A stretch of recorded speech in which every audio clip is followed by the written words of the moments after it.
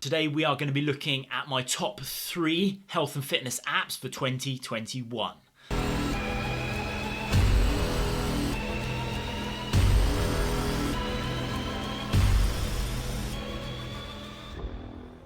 Welcome to my channel. My name is Nick Quinton and this is the Elemental Health YouTube channel. There are so many different apps, tools, tactics that we can utilize to kind of help us to be fitter, healthier, stronger, whatever it might be. And with what's happened in 2020, there's been a massive explosion in the app space. We're going to dive right in and have a look at the most downloaded. We can see that the top 3 contenders kind of are staying the same. Calm obviously is the most downloaded health and fitness app in 2019 and was in 2020 as well. Obviously that's highlighting a key component which I think there's 2 sides to. I think it's great that more people are getting into kind of reflecting, meditating, finding space and trying to get their kind of mental state in order. I see that as a positive. The flip side of that is the demand for this type of app. So, in clinical practice, I see that there's a massive explosion in the mental health workload that we're undertaking in healthcare, in the wider healthcare. And I think this is part of that explosion. People are looking for tools and tactics to actually get through that. 2019 Fitbit was number 2. 2020 Flow is number 2. Now I didn't know what Flow was, so I had to look it up. But Flow apparently is a women's health app, and you can do lots of women's health based things on it, and it also does nutrition and I think fitness as well on there as well. So it's not really relevant to me and my target audience, I guess, but it's interesting, and I definitely had to look that one up.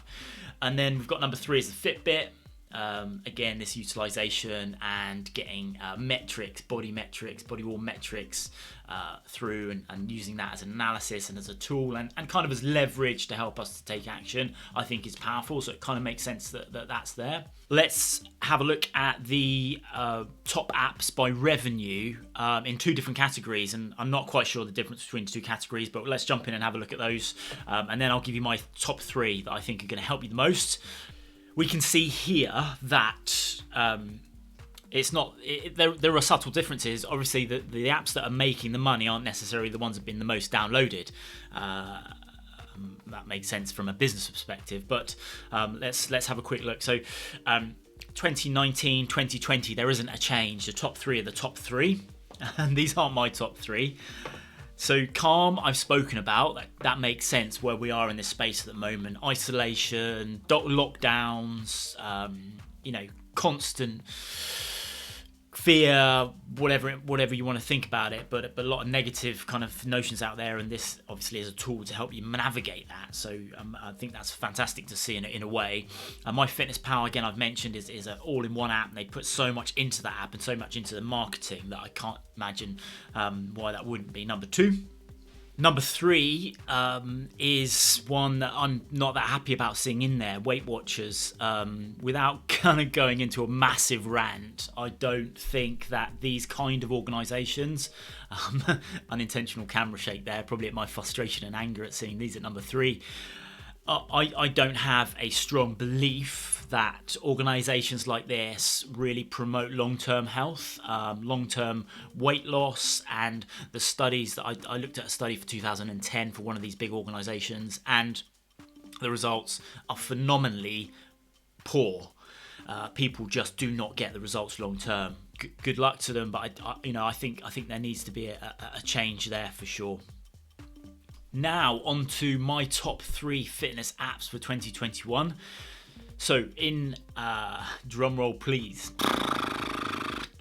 at number 3 we've got an app called Zero, and obviously it didn't feature in the data that I showed you. So this is an app that supports you if you are trying to control the time of when you eat. So intermittent fasting, time restricted eating, those kind of terms, and that kind of methodology for weight loss, cellular health, and generally feeling more energized can all be controlled through this app called Zero.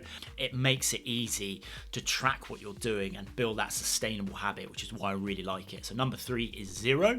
Number 2, health and fitness app for 2021 is Strava. So this is an app that I haven't used extensively, but I have used it, and at the moment I'm in the middle of a running streak. So for the whole of this month I'm trying to run every single day. Today we're on day 8, so I ran 8 miles this morning, and Strava was fantastic. I'm using the free version. I should caveat that all 3 apps I'm talking about today, I'm using the freemium version of, so I've spent a penny on. Strava's great for tracking runs, cycles, swims, all those bits and pieces, and the route mapping, the navigational component is fantastic, and you can do loads in the free version. I know some of these apps are kind of really shut down for that free version. They're always trying to bump you up to the paid product, but Strava's been around for a long time, and the free version, you can still do loads and loads. You can still be part of that community. You can just share runs with friends and all that sort of stuff. So Strava is in at number 2.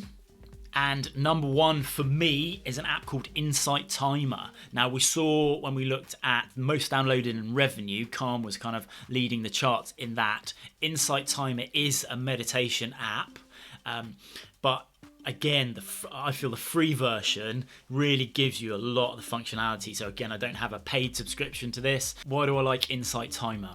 The range of meditations and the way you can kind of customize your experience is very powerful as well. So you can obviously do a guided meditation. There are hundreds of thousands of different ones to choose from.